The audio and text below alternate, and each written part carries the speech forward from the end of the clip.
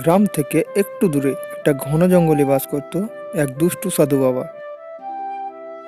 আর সেই সাধু বাবার কামই ছিল জঙ্গলের ছোট ছোট পশুদের তার মায়াবী শক্তি দ্বারা কঙ্কালে পরিণত করা, আর সেই পশুর শক্তি নিজের মধ্যে টেনে নেওয়া। এইভাবেই সেই সাধু বাবা জঙ্গলের বেশিরভাগ পশুকেই কঙ্কালে পরিণত করে।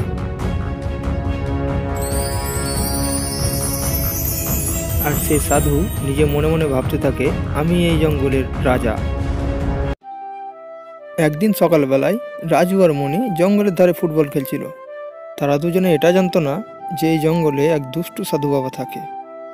ফুটবল খেলতে খেলতে হঠাৎ মণি বলটাকে জোরে মেরে দেয়, আর বলটা গিয়ে সরাসরি পড়ে সাধু বাবার যজ্ঞের উপর।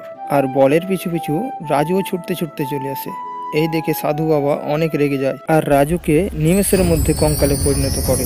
আর সেই দুষ্টু সাধু ভাবতে থাকে, একে আমি গ্রামের মধ্যে ছেড়ে দেব, তাহলে গ্রামের সকল মানুষের শক্তি আমার মধ্যে চলে আসবে।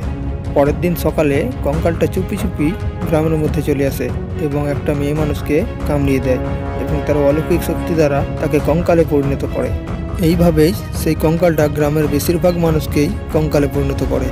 আর তারা আনন্দে নাচতে থাকে এবং সকল কঙ্কাল মিলে তারা একটা প্ল্যান করে যে কাল সন্ধেবেলাতে আমরা কঙ্কাল পার্টি করব। পরের দিন গ্রামের সকল মানুষ চলে আসে ঠাকুমার কাছে, কারণ ঠাকুমার কাছে আছে জাদুর শক্তি।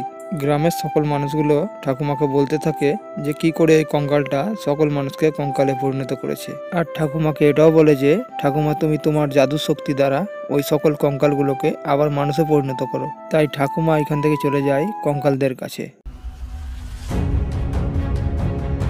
আর এদিকে ততক্ষণে কঙ্কালদের জোর তোর পার্টি চলছে।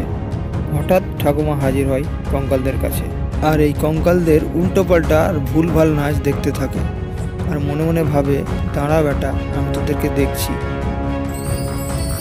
এবং তখনই ঠাকুমা তার শক্তি একে একে সকল কঙ্কালের উপরে ফেলে এবং সকল কঙ্কালকে একে একে মানুষে পরিণত করে।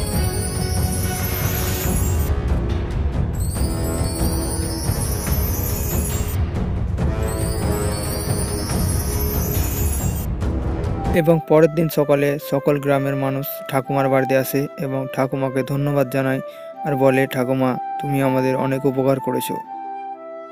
তো হ্যালো আমার ছোট ছোট বন্ধুরা, ভিডিওটা কেমন লাগলো? ভিডিওটা যদি ভালো লেগে থাকে তো অবশ্যই একটা লাইক করো, আর এই ভিডিওটার পার্ট 2 দেখতে চাইলে চ্যানেলটাকে সাবস্ক্রাইব করো।